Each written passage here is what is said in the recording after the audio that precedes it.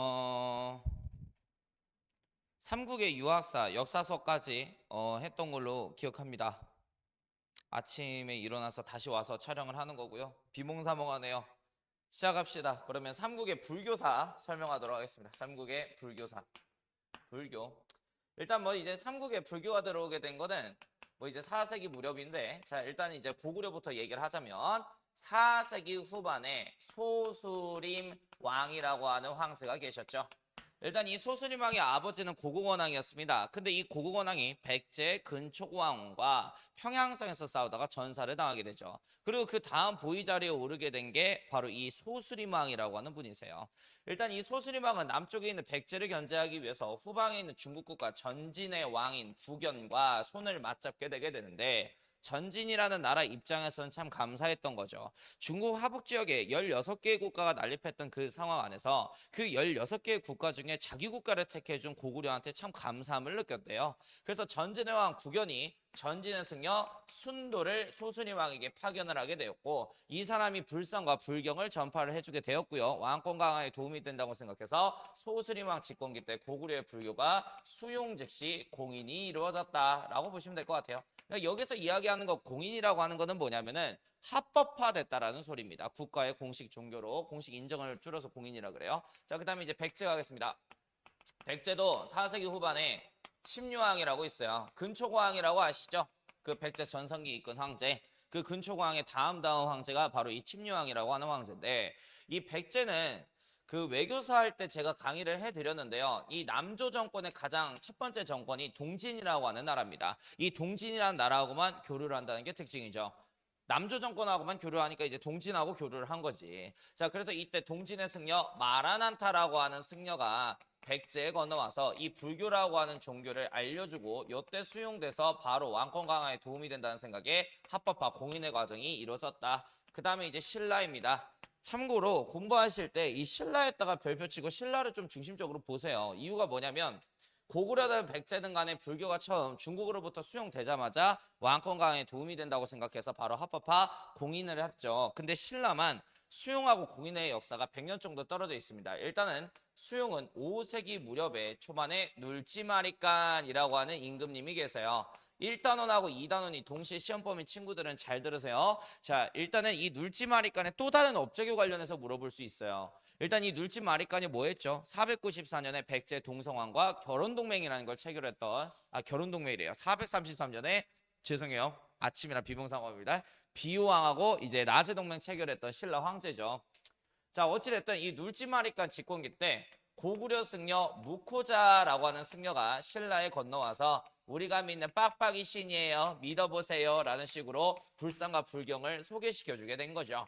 자, 근데 문제는 신라 사람들은 폐쇄적인 종교관을 갖고 있어서 외국에서 들어온 문화든 종교든 무조건 배척하고 봅니다. 저건 다 사이비야 이렇게 보는 게 신라인들의 특징이에요. 자, 그러다 보니 눌지마리간 제2시절 고구려 승려 무코자가 불교를 전파하긴 하였으나 저 허경영 새끼 하면서 돌 맞고만 끝났다, 공인되지는 못했다는 소리야. 근데 이제 6세기 약 100년 지나고 나서 6세기 중반에 버풍왕이라고 하는 임금님이 황제 자리에 즉위하시게 되는데, 이 버풍왕 때 2차돈이라고 하는 귀족이 있죠. 이거 1단원 하면서 제가 설명드렸을 거예요. 2차돈이 종교를 위해서 희생하는 걸 순교한다 그럽니다. 그래서 2차돈의 순교 사건의 기점으로 인해서 이 불교라고 하는 종교가 합법화 공인의 과정에 착수되게 되었다라고 보시면 될 것 같습니다.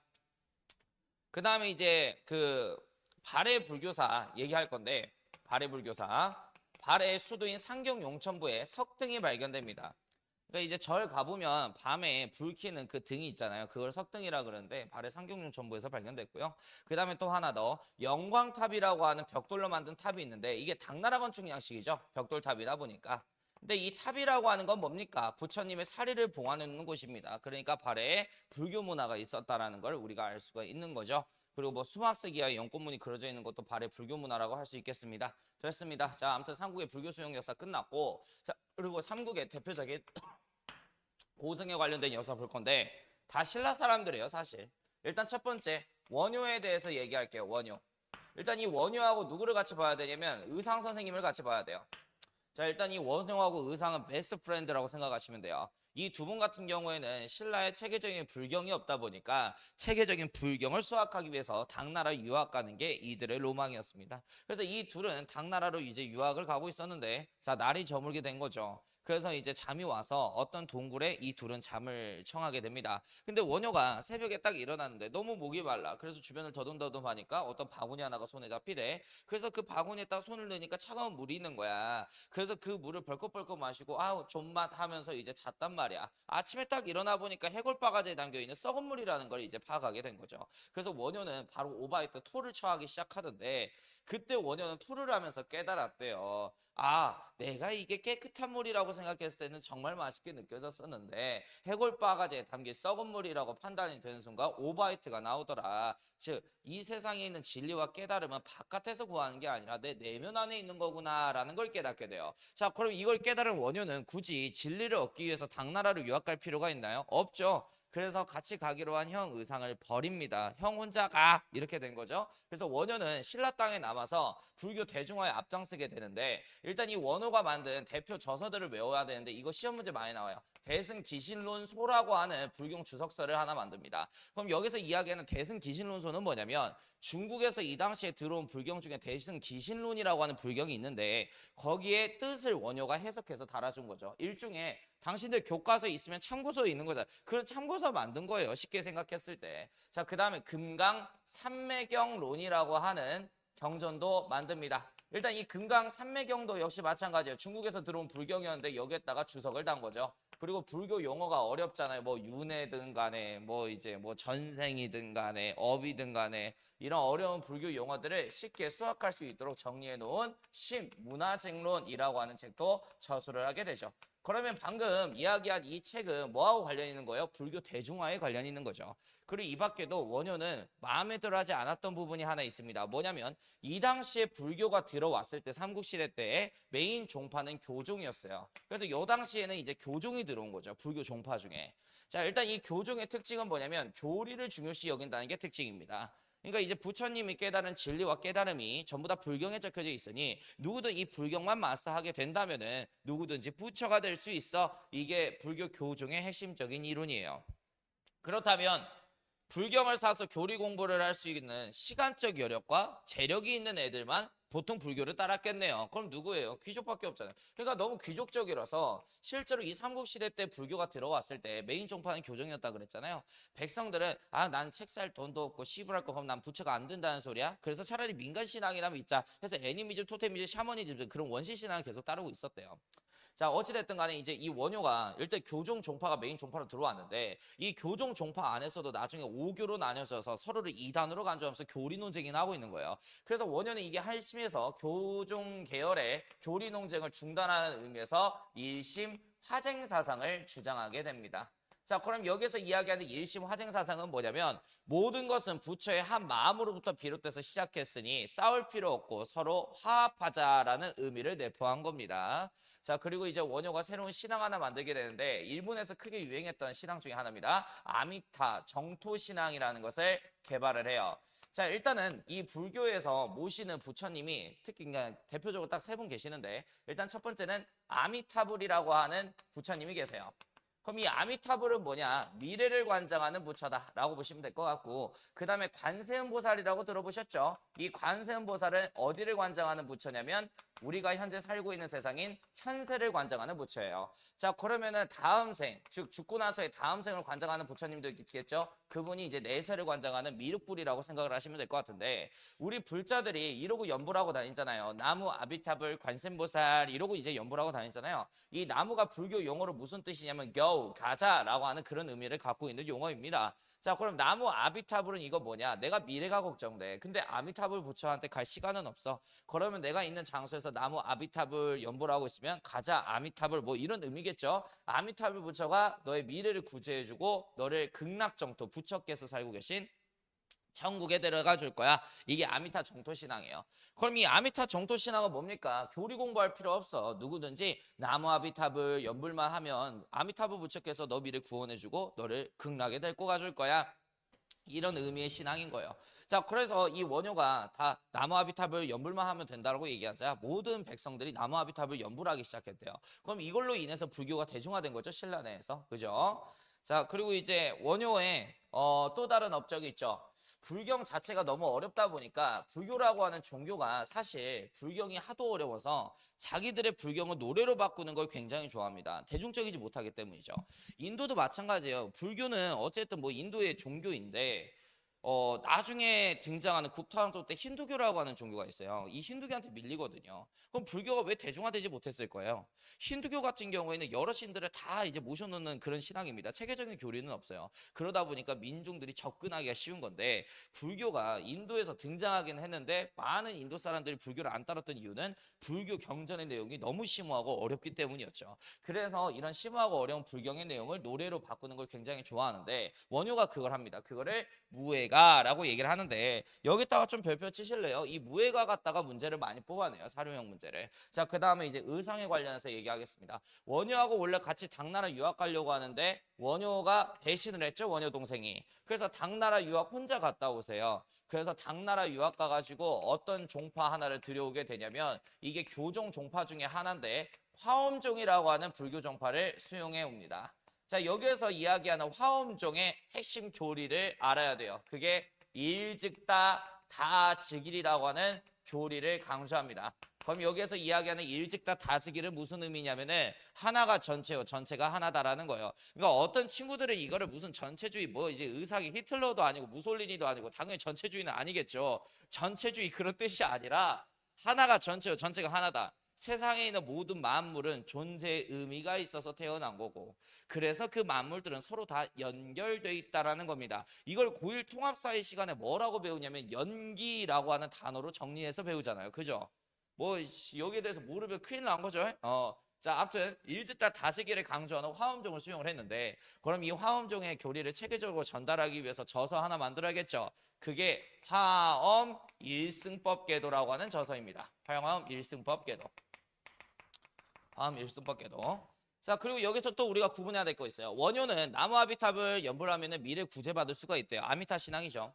근데 이 의상은 뭘 만드냐면 관음신앙이라는 걸 만들어요. 나무 관세음보살 연불하고 다니면은 현세 구원받고 정토극락에 갈 수 있다는 거죠. 그럼 의상 역시 뭐에 기여한 거죠? 불교 대중화에 기여한 거죠. 그리고 의상이 만든 절이 있는데 이거 좀 몇 개만 외웁시다. 자, 영주에 있는 부석사라고 하는 절이 있어요. 부석사. 이거 나중에 이제 고려시대 때 굉장히 중요하게 다루는데 어쨌든 뭐 신라시대 때 의상이 만든 절이에요. 부석사. 그 다음에 구례라고 아시나요? 구례. 구례에 화엄사라고 하는 절이 있는데 이 화엄사 사찰도 의상이 만든 겁니다. 그럼 여기서 우리가 시험 포인트로 잡을 수 있는 거는 화엄 무시기로 시작하면은 제 생각에는 98% 이상의 확률로 의상일 확률이 커요. 됐죠? 이렇게 사료 해석하시면 될 것 같고 그 다음에 이제 해초 얘기하겠습니다. 이 양반도 많이 나오죠. 해초.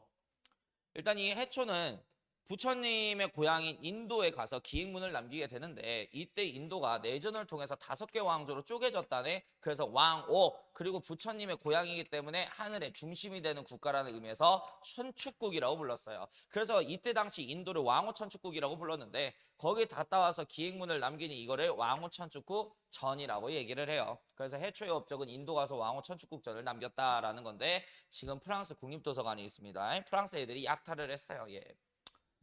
그리고 이거 관련해서 사료 해석 문제가 나왔는데 친구들이 굉장히 많이 틀렸던 부분 중에 하나거든요. 자, 왜 많이 틀렸냐면 해초 사료 보면 이렇게 나와 있어. 이 친구가 계림에서 출발해서 산둥반도를 거쳐가지고 서역에 도착했다. 자, 여러분 서역이라고 하는 표현이 나오면 인도 아니면 중앙아시아예요. 그러니까 우리나라를 기점으로 해서 서쪽에 있는 나라들이 다 서역인데 자, 계림에서 출발했대요. 계림이 어딥니까? 신라 수도 경주죠. 중국 사람들은 여기 경주를 계림이라고 부르기도 했어요. 그래서 663년에 경주 땅에 만든 당나라의 지배기구가 이름이 뭐예요? 그래서 계림 도독부잖아요.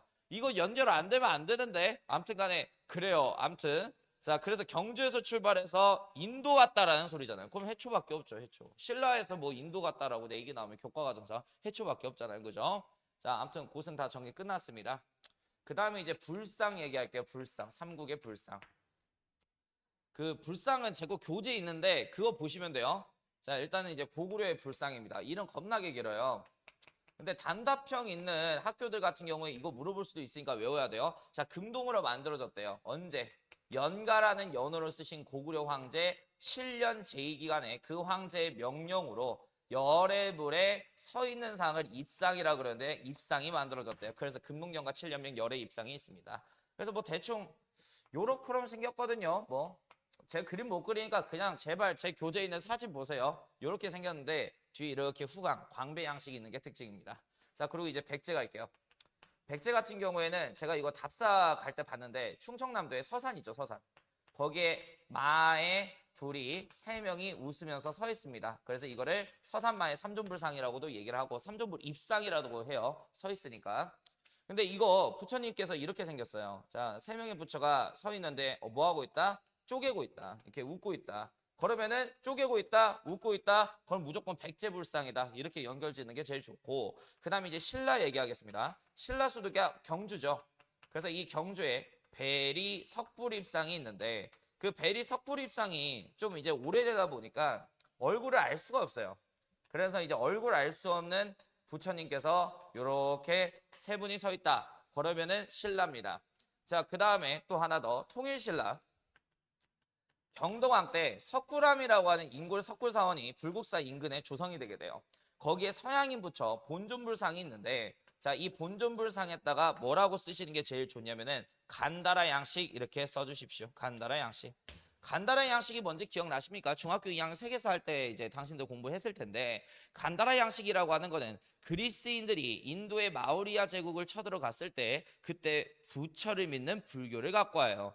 근데 그리스인들은 어떤 신을 모시고자 할 때 무조건 신상을 조각하는 버릇이 있습니다. 근데 문제는 인도 사람들이 불교라고 하는 종교 고타마 시타르타를 모시기는 하는데 이 고타마 시타르타가 형상화되어 있는 신상 하나가 없었다라는 거죠. 그래서 그리스인들은 이 고타마 시타르타 부처님을 모시기 위해서 아니 어떻게 생겼을까? 아니 그래서 고민한 결과 아마 세상에서 가장 우월한 우리 그리스인을 닮아 있을 거야 라는 결론에 다다라서 자기 모습을 본따 가지고 만든 서양인 부처를 간다라 부처라고 얘기하는데 이 본존불이 간다라 부처 양식이에요. 보면은 이제 곱슬머리잖아요. 우리나라 그게 곱슬머리가 있어요? 없죠. 인도도 곱슬머리 없어. 이거는 그리스인의 머리예요. 그리고 이제 피부도 보세요. 배고같이 부드럽죠? 이거는 서양인의 피부인 겁니다. 자, 그 다음에 이제 발에 얘기할게요.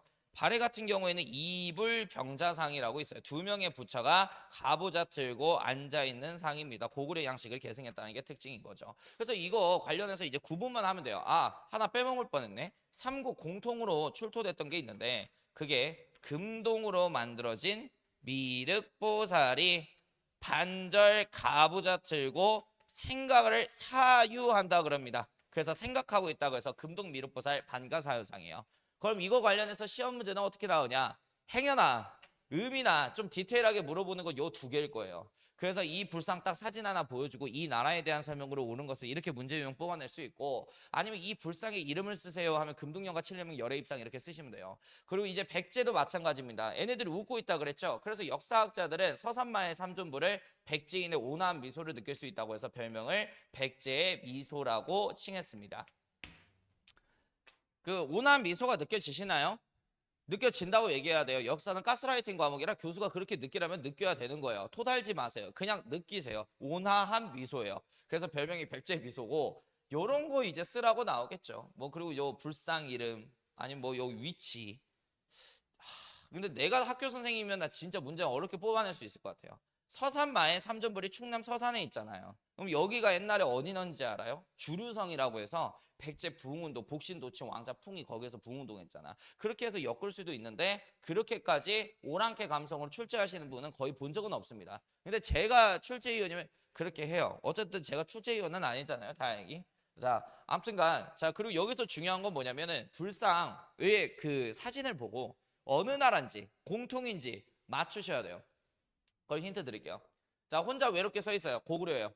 뒤에 이제 후광, 광배양식 있고. 자, 세 명이 서 있는데 쪼개고 있어요. 백제예요. 세 명이 서 있는데 표정 뭔지 모르겠어요. 신라예요. 그리고 앉아 있는데 곱슬머리예요. 그럼 뭐예요? 통일신라예요. 그리고 두 명이 앉아 있어요. 이불병자상이에요. 그리고 가부좌 틀고 있어요. 삼국 공통이에요. 이렇게 구분하시면 되겠습니다. 나라 구분. 자, 불상 끝났고요. 그 다음에 탑 얘기하겠습니다. 탑. 좀 분필 긴 걸로 바꾸겠습니다. 탑 얘기할게요. 탑. 탑, 탑, 탑, 탑, 탑, 빅뱅 탑, 탑, 탑, 타랍, 탑, 탑, 탑, 탑, 탑, 탑, 탑. 빅뱅 탑이 아니라 자, 이 탑은 뭘 봉안해 놓는 거냐면 부처의 사리를 봉안해 놓은 거예요.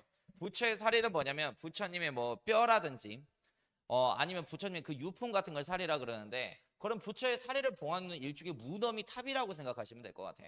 그래서 최초의 탑이 뭐냐면 이게 비상해중가 뭐 있었던 것 같아요. 산치대 탑이라고 하는 건데 이게 마우리아 왕조의 아수카 왕이 만든 거거든요. 이런 거 아마 봤을 거예요. 중학교 2학년 때 이렇게 생겼어요. 그러니까 우리가 알고 있는 탑 양식이 아니라 무덤에 가깝죠. 원래 탑은 스투파 무덤이었습니다. 부처님의 무덤.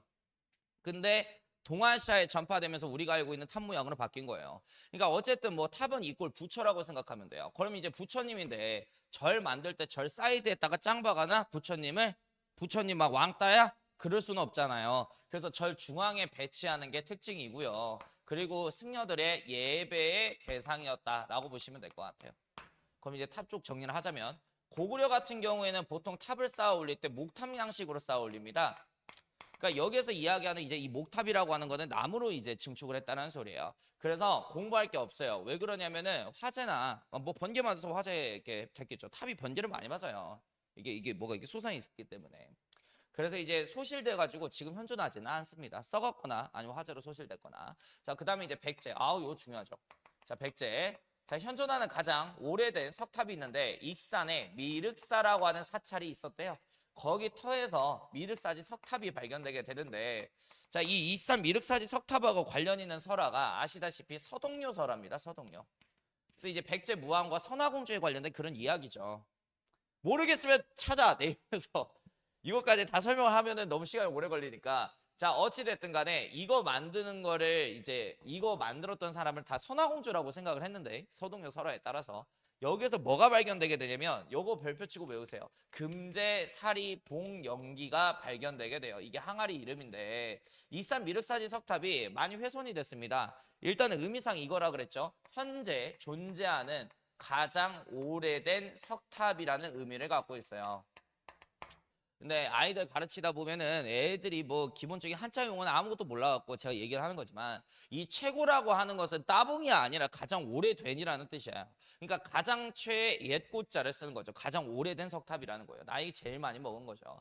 그러다 보니까 이제 훼손이 많이 되다 보니 나중에 이제 이거를 이제 대한민국 정부가 복원을 하게 되는데 이거 복원하기 위해서 석탑을 뜯었단 말이에요. 근데 거기서 항아리 하나가 발견돼요. 그게 금제사리 봉영기였던 겁니다. 근데 그 항아리에서 어떤 서신 하나가 나오게 되는데 그 서신 열자마자 우리나라 사학계가 뒤집어 엎어집니다. 이유는 이 이산 미륵사지 석탑이 서동료 설화에 입각해서 선화공주의 명령이나 무왕의 명령을 통해서 만들어진 줄 알았는데 선화공주는 가상의 인물이었고 무왕의 부인이었던 사택적덕이라고 하는 귀족이 있는데 이 사택적덕의 딸의 영향으로 만들어졌다는 게 증명이 됐기 때문에 교과서를 다 갈아엎게 됐죠. 그래서 이 금제사리 봉영기가 굉장히 많이 나와요. 출제가 많이 돼요. 우리나라 역사학계를 한번 뒤집어 놓은 사건이기 때문에.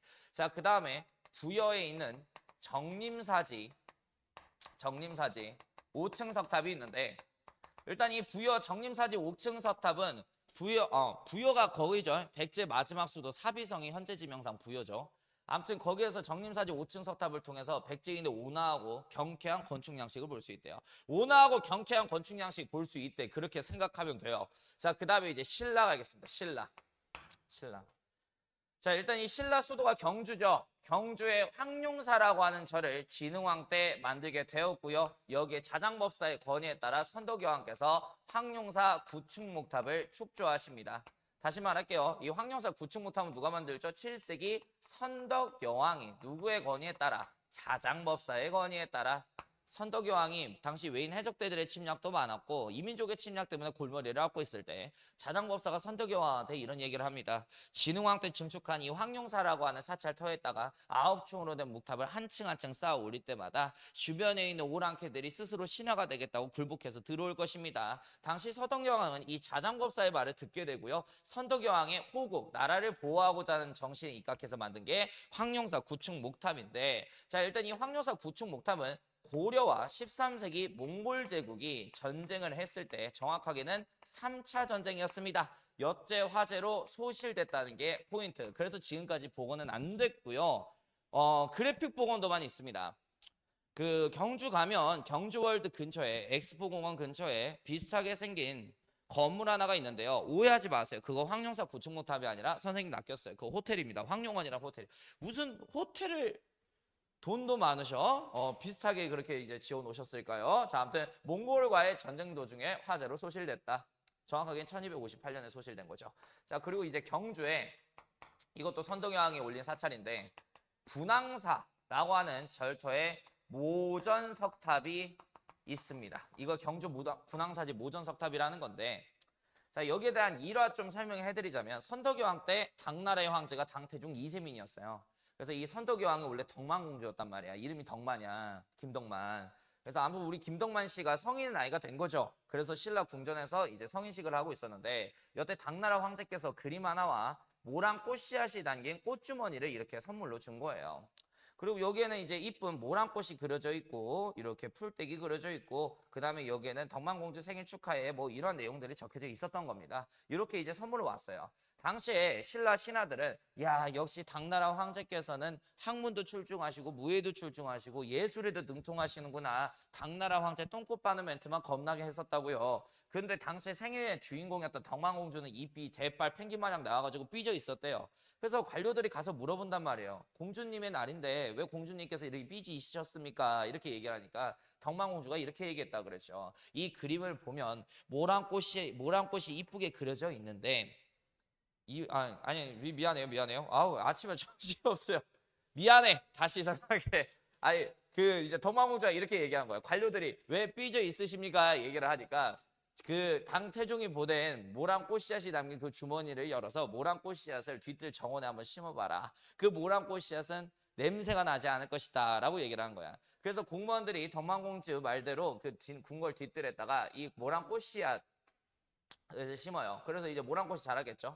그리고 이제 공무원들이 이제 모란꽃 냄새를 맡는데 진짜 냄새가 아무것도 안 나는 거예요. 그래서 공무원들이 신기해서 덕만공주한테 가서 공주님은 이 꽃이 냄새가 나지 않는다는 것을 어떻게 하셨습니까? 라고 얘기를 하니까 덕만공주가 이렇게 얘기를 하는 거죠. 여기 모란꽃하고 풀떼기가 이쁘게 그려져 있는데 이 이쁜 풀떼기하고 꽃 주변에 뭐가 없지 않냐? 벌하고 나비가 없지 않냐? 즉 이 꽃은 나를 비유하는 것이고 내가 성인 나이가 됐음에도 불구하고 매력이 없어서 즉 향기가 나지 않아서 주변에 남자가 없다라는 것을 당나라 황제가 희롱하는 것이야 라고 얘기를 한 거고 그게 진짜 그 의미였어요. 그래서 덕만공주는 공주 시절에 이게 뭐가 쌓였는지 여왕 되고 나서 경주했다가 이게 향기 분자거든요. 그래서 나는 냄새나는 여자랍니다 라는 의미에서 분황사라고 하는 사찰을 올려 거기에 중국 양식으로 전탑이 벽돌탑을 말하는 거야. 그래서 이 벽돌탑을 모방했대. 뭐 갖다가 우리나라 건축 양식 돌 갖다가 그래서 모전석탑이라고 하는 탑을 올리게 됐답니다. 아무튼 뭐 이런 일화가 있는 게 경주 분황사지 모전석탑에 관련된 일화입니다. 자, 그 다음에 이제 통일신라 중대 가겠습니다. 통일신라 중대. 어제 새벽에 촬영 다 끝낼걸. 아침에 하려니까 힘들어 죽겠다. 자, 통일신라 중대 얘기할게요. 통일신라 중대에 유행했던 양식은 이중 기단부 위에 3층 석탑 양식이 유행을 했었대요. 자, 그러면은 여기에서 탑을 보는 방법에 대해서 제가 알려드릴게요. 굉장히 유용한 지식입니다. 자, 일단은 부처님이잖아, 탑은. 그러면은 부처님 앉히기 전에 방석 깔아줘야겠지? 자, 이 방석 역할을 하는 이 돌멩이를 기단부라고 얘기하는 거야, 기단부. 그럼 이제 방석 깔았으니까 부처님 올리자. 자, 부처님 이렇게 쫙 올려. 자, 그리고 이제 뭐 탑이 요렇게 선생님 그림 못 그려. 좀 이해해줘. 자, 아무튼 자, 요렇게 있어. 요렇게. 진짜 그림 잘 그리고 싶다. 자, 요렇게 있어요. 자, 이게 이중 기단부 위에 3층 석탑 양식이에요. 볼게요. 이중 기단. 두 층으로 되어 있는 받침돌 위에. 자, 이 팝의 몸뚱아리를 뭐라 그러냐면 탑신부라고 불러. 탑신부. 거기에다 몇 층 석탑을 쌓아 올려? 3층 석탑을 쌓아 올려. 근데 가끔 가다가 어떤 친구들이 막 요렇게 층수를 기가 막히게 세는 사람들이 있어. 신박하게. 1, 2, 3, 4, 5, 5층 석탑. 요 따구로 쳐 세는 새끼들이 있는데 그거 잘못 세는 거지. 자, 여기 있지. 이거를 옥계석이라 그래. 이 옥계석이 뭐냐면 탑 끝에 돌 끝이 하늘로 솟아있는 부분들이 있단 말이야. 여기를 옥계석이라 그러는데 여기만 층수를 세는 거야. 그래서 이중 기단 부위의 몇 층이야? 3층 석탑 양식. 요렇게 생긴 탑이 통일신라 중대 대표적인 양식이다라고 보시면 될 것 같고 분필이 부러져서 새 분필 뽑을게요. 아, 두 모금만.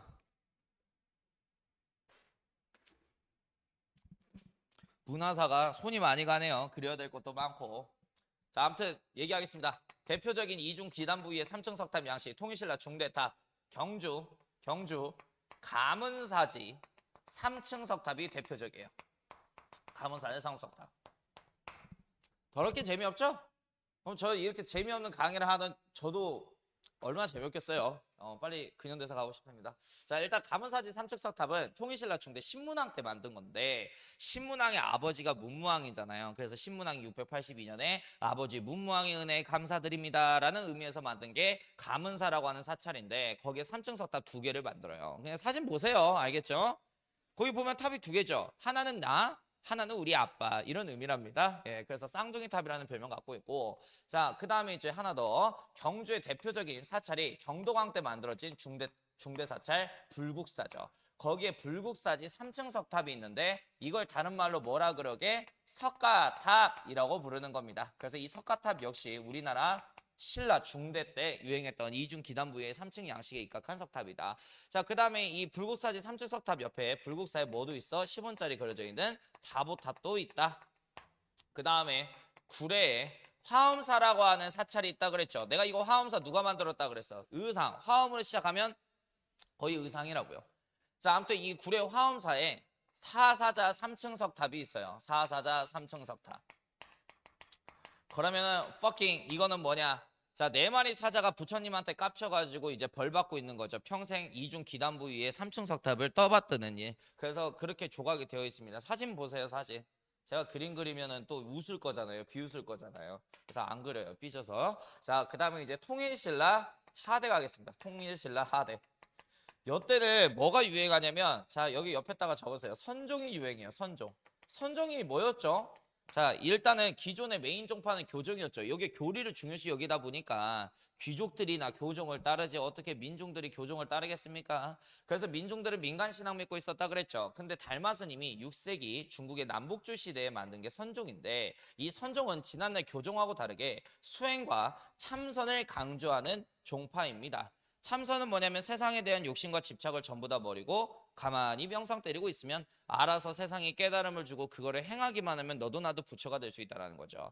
그래서 이 선종에서 강조하는 게 분리문자거든요. 세상에 있는 진리는 절대 문자와 말, 언어로 표현할 수가 없다. 교종 까는 거지. 완전 교종하고 반대지. 그래서 선종에 대한 영향으로 인해서 승탑이 등장을 해요. 승탑.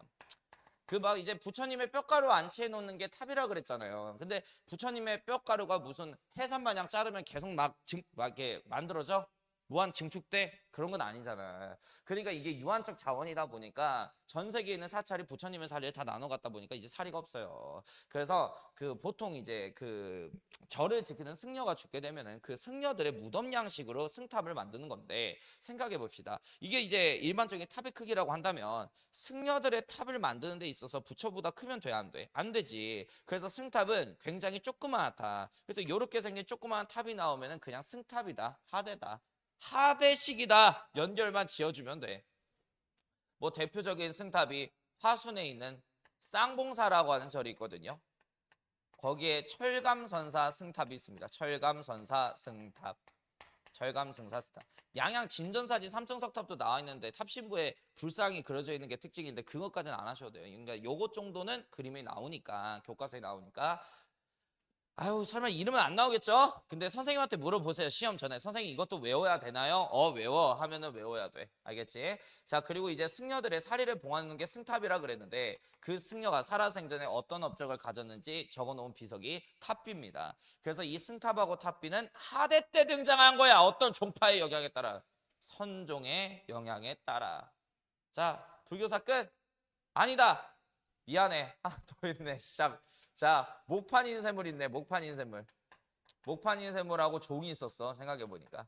자, 목판 인쇄물 얘기할 건데 이거 우리나라의 자랑이에요. 무구정광. 무구정광. 아침이라 잘 안 써져요. 무구정광 대다란이경이라고 하는 목판 인쇄물이 발견되게 되는데, 이게 어디서 발견되냐면 석가탑 해체 작업 중에서 탑신부 영역에서 발견돼. 석가탑 여기에서 탑신부 쪽에서. 그러니까 이 무구정과 대단한 이경이 등장하기 전에 일본의 모판 인쇄물이 전 세계에서 가장 오래된지 알았대요. 백만 탑다란 이경이라고. 근데 우리나라에서 이게 발견이 됐네. 근데 더 오래된 거야. 그래서 이 무구정과 대단한 이경은 뭐냐면 현재 존재하는 최고의 모판 인쇄물이다라고 보시면 될 것 같아요. 그럼 선생님 모판 인쇄물이 뭔데요? 나무로 만든 복사기라고 생각하면 돼요. 옛날에는 복사기가 없다 보니까 우리 승려님들이 불경을 공부하고자 할 때 이 불경을 일일이 손으로 필사하면서 공부했단 말이야. 근데 이제 손을 일일이 막 필사하면서 공부를 해? 그럼 공부하기 싫지. 너네들 한국사 교과서 두껍잖아. 그걸 일일이 다 옆에 필사해? 그럼 바로 때려치고 태워버리고 싶을 거 아니야, 한국사 교과서를. 그래서 이제 복사기 갖다 보통 복사를 하는데 이때 당시에는 복사기가 없어서 조각칼 같은 걸 하나 구비한 다음에 나무 목판에다가 불경의 내용을 새겨 넣어. 그럼 거기에 조각이 새겨지잖아. 그럼 거기에다 잉크 쫙쫙 발라서 종이만 붙였다 떼면 뭐가 돼? 컨트롤 CV. 이렇게 해서 복사를 한 거죠. 이게 무구정광 대단한 이경입니다. 자, 그리고 종 얘기할 건데 상원사동종이라고 있어요. 현존하는 가장 오래된 범종이고요. 그 이제 불교에서 뭐 예식 행사나 아니면 승려들 모여라 할 때 종땡 치잖아. 그런 게 범종이에요. 그다음에 이게 많이 나와. 성덕대왕 신종이라고 해서 경동왕 때 만든 건데 이게 별명이 에밀레종이죠. 그러니까 종땅 치면은 애기 울음소리를 신라 말로 에밀레 이렇게 불러요. 에밀레. 그래서 애기 울음소리처럼 청한 종소리가 난다고 해서 에밀레종이라는 별명을 갖고 있습니다. 그리고 또 하나 더 교종하고 선종의 차이 다시 정리를 해드릴게요. 아우 힘들다. 자, 교종 같은 경우에는 교리를 중요시 여기죠. 그러다 보니까 성격 자체가 어떻다? 굉장히 귀족적이다. 귀족들이나 공부할 수 있는 게 교종이니까. 그리고 교종은 우리나라에 들어와서 총 5종파가 있는데 5교로 구성되어 있습니다. 그러니까 아니어도 돼요. 뭐 열반종, 계율종, 화엄종 뭐 이런 거 있는데 아니어도 돼요. 아무튼 5교로 나눠서 서로 간에 교리 논쟁하고 있었다. 그럼 이 교종의 반대 종파로서 들어온 게 신라 하대 때 선종인데 여기에서 뭐 교종 갖다가 낼 거 없거든. 여기에서 시험 문제 낼 거는 선종 갖다가 보통 선생님들이 출제를 많이 하세요. 일단 이 선종을 갖고 온 게 도의선사라고 하는 분이셔요. 그리고 이 선종은 신라 하대 때 크게 유행하게 되고요. 아시다시피 지방의 반신라적 성향을 갖고 있는 호종무리하고 결탁해서 후삼국 시대 때 메인 종파가 선종이죠. 지방 이제 국가의 메인 종파. 자, 선종이 강조하는 거는 수행과 참선입니다. 교리 공부할 필요 없어. 열심히 명상 때리면 알아서 세상에 깨달음을 줄 거고 이걸 행하기만 하면 너도 나도 부처가 될 수 있어. 이게 선종이다. 이렇게 보시면 될 것 같고 그러면은 이 교종이 메인 종파였을 때 선종이 등장을 한 거니까 선종은 사이비 취급 받았겠다. 그래서 선종은 산에 숨어서 활동을 해요. 이렇게 해서 9산에 선종 종파가 있으니 이거를 선종 구산선문이라고 얘기를 하는 거예요. 그래서 얘네들이 산에서 활동하는 거예요. 항상 공부를 할 때는 이렇게 이해하면서 암기를 해야 돼요. 이해 없이 암기하지 말고 진짜 짜증나 죽겠네 그냥 아니 그냥 애들이 막 한국사 공부하는 거 보면 깝깝절러 죽겠어요. 그냥 영상 난 남길 거네. 난 진짜 왜 그렇게 공부하는지 모르겠어. 아니 한국사뿐만 아니라 국어 지문 읽을 때도 마찬가지 아니야? 내가 이해가 안 되면 찾아보고 이해될 때까지 공부하고 넘어가야 되는 거 아니야? 이해도 안 되는데 그냥 막 무식정 막 암기한다니까? 애당초에 공부량이 없으면 성적이 잘 나올 수가 없죠. 그래서 지금 대부분 나도 깜짝 놀랐어. 그 일주 전까지만 해도 조회수가 뭐 169회밖에 안 됐는데 내 영상 강의가 와 800회 찍고 막 그래. 이게 말이 돼? 그러니까 애들이 지금 내 말 안 듣고 시험 2주 전부터 공부하는 이런 기이한 현상이 벌어졌다라는 거죠. 기이한 현상을 저는 예언을 했고요. 근데 왜 난 이게 참 슬퍼. 내 예언대로 왜 애들이 가는 거지? 아유 참 슬퍼. 그리고 이거 진짜 근데 나는 영상 강의 찍으면서 어차피 이런 거 다 볼 거니까 친구들이 난 진짜 궁금해서 그러는데 혹시 일찍 공부하면 누가 총 들고 막 집을 막 강도질하겠다고 막 협박을 하나요? 손가락을 잘라버리겠다고? 일찍 공부하면? 그 협박당해서 차라리 안 하는 거라면 차라리 이해라도 되겠어. 화도 안 나겠어. 근데 협박도 안 나가잖아. 근데 왜 일찍 공부를 안 하는 거야? 아유, 그냥 일시적인 도파민에 취해가지고 그냥 거기에 중독돼서 인스타고 유튜브 실만 졸라게 해대고 그 시간 다 지나고 이제 2주 전에 나 한국사 공부한다고 이렇게 딱 펼치고 걱정은 되나 보지? 걱정은. 아유, 선생님이 화병 걸릴 것 같아, 화병. 이게 뭔 느낌인지 알아? 쓰나미가 밀려오는데 동네 사람들한테 쓰나미가 밀려와요. 높은 산으로 대피해야 돼요. 근데 동네 사람들이 이러는 거야. 무슨 쓰나미요? 막 이러는 거야. 그래가지고 나 혼자 대피한 거지. 그리고 동네가 물에 잠기는데 야 나는 살았잖아. 근데 물에 잠긴 내 동네를 바라보면서 나는 기분이 좋겠냐고요. 안 좋지 당연히. 아유 그래. 그러니까 좀 일찍 일찍 공부해요. 그리고 다음 시험 범위는 더 어려워요. 더 어려워. 그러니까 내가 돈 벌려고 하는 소리가 아니라 더 어려워. 그러니까 내가 학원 강사니까 이런 말 하기도 내가 조심스럽다 진짜. 근데 어렵다니까. 할 것도 많고 잔소리 듣기 싫지. 아니 나 잔소리 하기 싫어. 뭐 잔소리 안 나오게 해. 어 그냥 애들이 이 얘기만 하면 아우 또 저 소리 막 이런 반응이야. 근데 나중에 성인 돼서 아니 됐다 됐다. 아유 잔소리 하는 사람이 있는 게 좋은 거야. 잔소리 하는 사람. 자, 아무튼 간에 이 선종 계열에 도선이라고 하는 승려가 있는데 이 도선이 풍수지리설이라고 하는 걸 만들어. 이게 뭐냐? 집을 어디에다가 설정하냐에 따라 그 다음에 수도를 어디에 위치하냐에 따라서 그 나라와 그 집안의 기륭화복이 정해진다는 학설인데 자 누가 만들었다고? 누가 만들었는지만 외우면 돼. 선종승려, 도선승려가 만들었어. 뭐 고려시대 때도 유행했고 조선시대 때도 유행했던 학설 중에 하나인 거죠. 그래서 이 선종과 풍수지리설이 누구하고 결탁해? 지방에 있는 반신라적 성향의 호족무리하고 결탁해서 후삼국의 그 사상적 기반이 되게 되죠. 후구고려나 후백제. 그 다음에 이제 일본과의 문화교류 얘기하고 문화사, 고대 문화사 다 정리 끝내도록 하겠습니다. 일본에게 우리나라가 이제 문화를 많이 전파해줘요. 일본에게 문화 전파. 자, 일단 고구려 갈게. 고구려. 이것부터 설명해야지. 고구려 백제 신라가 일본에게 선진 문화를 많이 전파를 해준과 동시에 일본의 쇼토쿠 태자는 6세기 무렵에 일본의 고대 문화인 이렇게 전달받은 선진 문화를 바탕으로 아스카 문화를 꼽히게 됩니다. 그래서 이 6세기에 일본의 고대 문화 아스카 문화라고 칭한다라는 거 꼭 외워놓으시고 자 일단은 이 아스카 문화 형성에 영향을 준 고구려라고 하는 나라 바로 6세기에 파견된 해자라고 하는 승려의 영향이 있었어요. 자 이름도 참 이쁘죠. 해자예요. 해자. 그래서 이 해자는 6세기 무렵에 일본에 건너가서 일본의 실권자였던 쇼토쿠 태자의 스승이 됩니다. 쇼토쿠 태자는 해자 스님이 굉장히 머리가 똑똑한 걸 파악해서 제자로 들어가요. 그리고 이 쇼토쿠 태자가 일본 열도를 다스릴 때 항상 해자 스님에게 정치적으로 뭔가를 물어보면서 나라를 통치를 했다 그래요. 그래서 쇼토쿠 태자의 정치적 고문 역할을 한 게 해자 스님입니다. 자 그리고 이제 7세기에 파견된 승려인데 영양왕의 명령에 따라서 일본으로 건너간 담징이라고 하는 승려예요. 일단 이 담징은 문방사후를 전파를 해주게 되는데 문방사후 뭔지 모를 것 같아서 붓, 먹, 그 다음에 벼루, 그 다음에 종이 등을 일본 사람들에게 처음으로 전파한 게 담징입니다. 필기구 아니야 옛날에 그 필기구 필수 사요소 문방사후. 자 그리고 호류사라고 하는 절을 이때 당시에 만들고 있었는데 호류사의 금당에다가 벽화를 그려주고 튀신 게 담징이에요. 악수하고 튄 게 아니라 이제 공식적으로 벽화를 그려주고 온 거예요. 부처님을 그려주고 왔어요. 그 다음에 이제 수산리 고분벽화라고 있는데 이게 고구려 무덤에서 발견된 벽화입니다. 거기 한번 사진 보세요.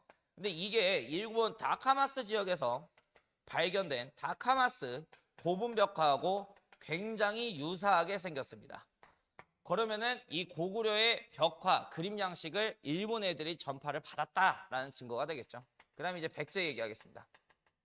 백제. 자, 백제는 4세기 무렵에 근초고왕께서요, 왕인과 아직기라고 하는 학자 2명을 파견하게 되죠. 일단 이 아직기는 근초고왕의 왕명에 따라 외인들에게 말을 타는 법과 말을 기르는 방법, 말이라는 동물을 전파해주기 위해서 갔다고요. 자, 그리고 이 아직기 다음으로 간 게 왕인학자인데 어쨌든 이 둘의 업적은 뭐냐면 일본 열도에 논어와 천자문을 처음으로 갖다 준 업적을 갖고 있다. 그럼 이 논어는 어떤 학문 경전이죠? 유학 경전이죠. 천자문은 어떤 글자야? 중국 애들 글자 한자야. 그래서 일본 애들에게 글자와 유학을 처음으로 전파해 준 게 4세기 근초왕이 보낸 아직기하고 왕입니다. 실지도는 알죠. 외왕에게 보낸 가라냐 거기 그려져 있죠. 자 그리고 이제 6세기 무렵에 성왕께서는 노리 사치게라고 하는 승려를 552년 일본에 파견해서 일본의 불교를 처음으로 전파해 주게 된 거죠. 특히 백제라고 하는 나라가 일본하고 교류가 많죠. 일본이 이제 이때 당시 백제 신화 국가였다고 그래요. 자, 그다음에 이제 신라 가겠습니다. 신라는 배를 만드는 조선술 및 방파제를 만드는 축제술을 전파를 해줬고요. 그다음에 이제 가야 가겠습니다. 가야는 뭐가 많이 나오죠? 철이죠, 철. 그래서 내가 계속 얘기하는 게 철을 얻다 갔다 팔았다. 평양 낭랑 지역과 일본에 갖다 팔았다. 그래서 덩이쇠 같은 걸 일본 외인들한테 수출했던 게 가야고요. 그리고 토기 제작술 역시 일본 사람들에게 전파를 해주게 됩니다. 실제로 가야 유적터에서 나온 가야 토기와 일본의 스에키 지방에서 발견된 스에키 토기가 유사하게 생겼습니다. 자, 여기까지 해서 고대 문화 마무리 끝.